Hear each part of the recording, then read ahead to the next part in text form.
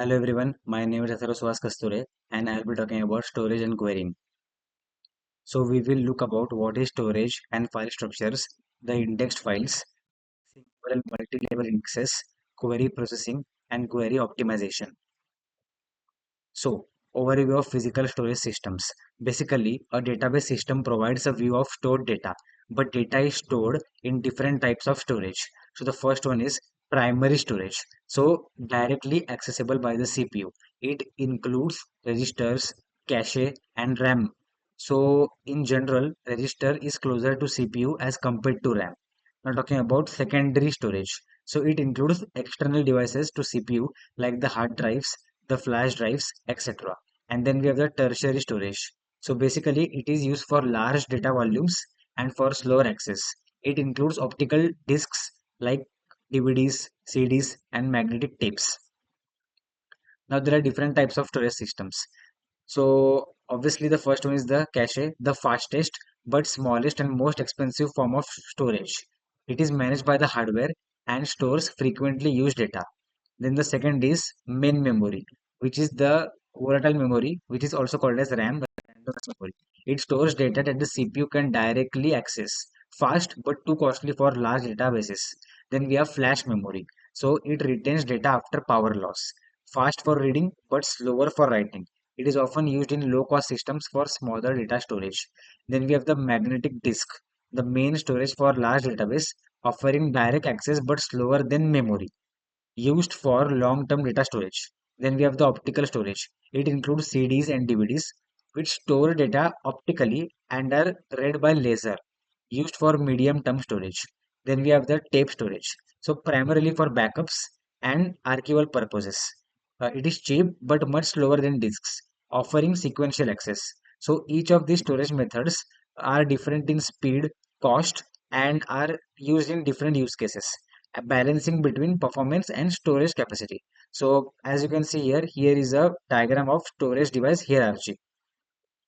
Then we have RAID. What is RAID? So basically the full form is redundant array of independent disks. Basically it is a technology that connects multiple storage devices, making them function as one. It consists of various levels, each with different architectures but sharing key features. So what are these key features? Multiple physical disks are seen as a logical drive. Then second is data is distributed across disks using stripping. So now in simple words, stripping is a method of distributing data across multiple disks so that pieces of a file are stored on different drives. So this helps to improve the performance because basically it allows multiple disks to be read or written simultaneously, making data access faster. Then the third point is redundant capacity stores parity, ensuring data recovery in case of failure. So what is parity? Parity is a way to check and protect data by adding an extra piece of information that helps to identify errors. In this RAID system, parity information is stored alongside the actual data. So if one disk fails, the system can use the parity information to recreate the lost data from the remaining disks. So ensuring data recovery and integrity. Now talking about DBMS. So DBMS means database management system. Basically, it is a software that facilitates access to data in a database. So providing an efficient way to define, store, manipulate, and protect information, safeguard against system crashes and data theft, differentiate access permissions for various users. So basically, DBMS serves as an interface between the user and the database. So it enables the operations like insert, delete, update, and select, that is retrieving data.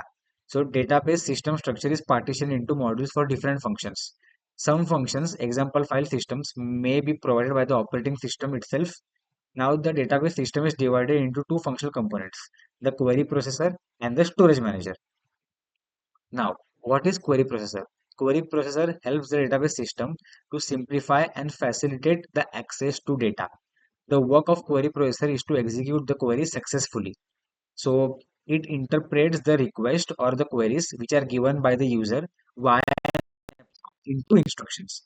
Then it also executes the user request which is received from the DML compiler, which means the data manipulation language compiler.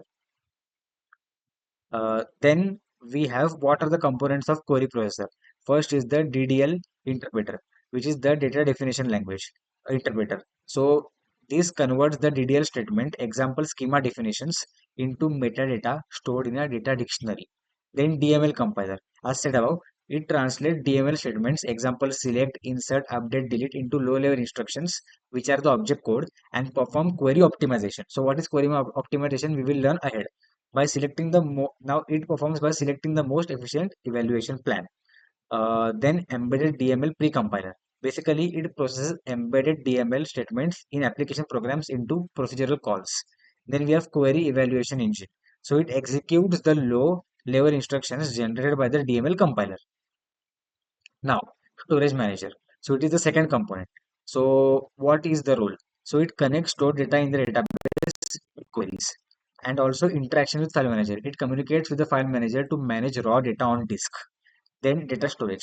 It handles data storage using the operating system's file system.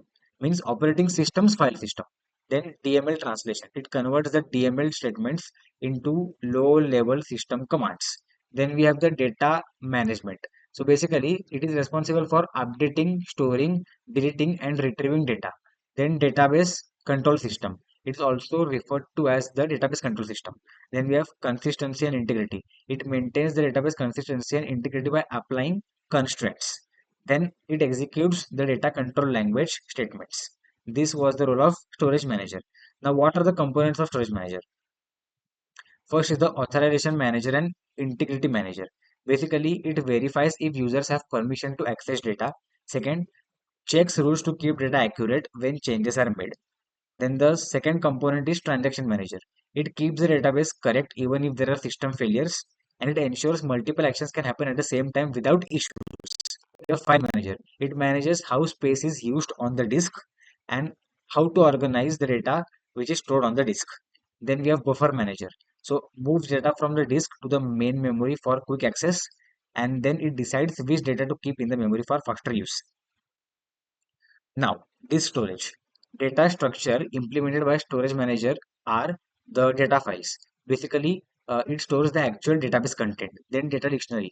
It contains the information about the database structure, which is the metadata, means the information about data, including its schema. Indices enables faster retrieval of data items. Then statistical data holds statistical information about the data, helping the query processor find efficient way to execute queries. Now, this is what a database system structure looks like. So, DBMS acts as the interface between the user and the database. Basically, the user issues a queries using a particular database language like the structured query language. Then the query processor process the queries or programs with the help of its components as well. Then the storage manager accesses the stored data from the disk. Then DBMS returns the result to the user. Now, file structure. So, definition, a file is a collection of records accessed using a primary key. A record means basically a row. Now, access method. The type and frequent of access depends on the file organization used for the records. Then we have logical relationship. File organization describes the logical relationship among different records. Then we have mapping records. It defines how file records are mapped onto disk blocks. Then we have storage description. File organization outlines how records are stored in blocks and how these blocks are arranged on the storage medium. Now, there are different file methods. The first one is the sequential file method. In this method, we store the record in a sequence, that is one after another. Here, the record will be inserted in the order in which they are inserted into the table. So, as you can see in the diagram, here new record is being inserted in the order in which they are inserted into the table. Then we have the sorted file method. So, basically, new records at the end of the file and then sorted in ascending or descending order based on the primary key or another key. Then, when modifying a record, the updated record is placed in the correct position after sorting the file again. So here basically, as you can see in the diagram, a new record is added. Then it is sorted in the ascending order. And the new record is added from the end of the file. Just to tell us what is primary key. A primary key is a unique identifier for each record in a database table. Now, indexing. So basically, what is the definition of indexing? So indexing is a data structure technique that enables quick retrieval of records from a database file. Now, Performance optimization. So it improves database performance by reducing the number of disk accesses needed to process a query. Now talking about index structure. Basically, it is a data structure. An index is a small table with two columns. First column contains a copy of primary or candidate key from the table. Second column holds pointers to a disk block addresses where the corresponding key values are stored. So basically, index is also used in in-memory indexing. Basically, what happens in in-memory indexing is that the most frequently used data is stored onto the RAM in the index data structure for faster data retrieval. It is basically used by Facebook. Now, types of indexes. So basically, first is a single level indexing. It is somewhat like the index or a table of content found in book. Index of a book contains topic names along with the page number. Similarly, the index table of the database contains the keys and their corresponding block addresses. Now, primary indexing. The indexing or the index table created using primary key is known as primary indexing. It is defined on order data. As the index is comprised of primary keys, they are unique, not null, and possess one-to-one relationship with the data blocks. There are two types of primary indexing. First is dense indexing, contains a record for every search key value in the database, offers faster search but requires more storage space. Each record links the search key value to the corresponding disk record. The second is the sparse index. So addresses the limitation of dense indexing by storing index records for only some search key values, uses a range of index columns to point to a data block address, reducing storage needs and maintenance overhead. Then slower than dense indexing for locating records but more space efficient. So as you can see, indexing is divided into primary, clustering, secondary. Primary is further divided into dense and sparse. The secondary indexing, a two-level indexing technique also known as non-clustered indexing, reduces the mapping size of the primary index. In a account database, data is stored sequentially but by account number, allowing retrieval of all accounts for a specific batch. So what are the characteristics? Search key or candidate key. Search key are sorted, but the actual data may not be. Takes more time than primary indexing, but is faster than clustered indexing. Now, what is candidate key? A candidate key is any column or set of columns that can uniquely identify a record in a table. Okay. Cluster indexing, used for grouping multiple related records. The index table is created using non-key values, which may not be unique. It improves retrieval speed by grouping similar columns. Example, clustering indexing for employees in the same department where department number is non-unique key. Multi-order indexing addresses the memory space limitation of single-layer indexing for large data sets. So the main data block into smaller blocks, allowing the outer block of the index table to fit into the memory. Now, B-tree index. B-tree index is the widely used data structure for the tree-based indexing in database management system. It is the multi-level format of tree-based indexing in Dbms technique, which has balanced binary search trees. All leaf nodes of the B-tree signify actual data pointers. Now, what is query processing? Query processing would mean the entire process or activity which involves query translation into low-level instructions, query optimization to save resource, cost estimation or evaluation of query, and extraction of data from the database. Query processing is a translation of high-level queries into low-level expression. It requires the basic concepts of relational algebra and file structure. So as you can see in the diagram, this is the entire process of query processing. Then query optimization. Basically, the process of selecting the most efficient evaluation plan for executing a query. Now there are different evaluation plan for executing a query. We want to select that evaluation plan which will have the lowest cost, which is our final goal. Now, objective execution time cost evaluation. The optimizer assesses the cost of different evaluation plans. Index usage, consider the usage of available indexes and relevant columns in the query. Subquery order determines the best order for executing subqueries to enhance efficiency. And we have discussed about the final goal. Now, talking about query optimization.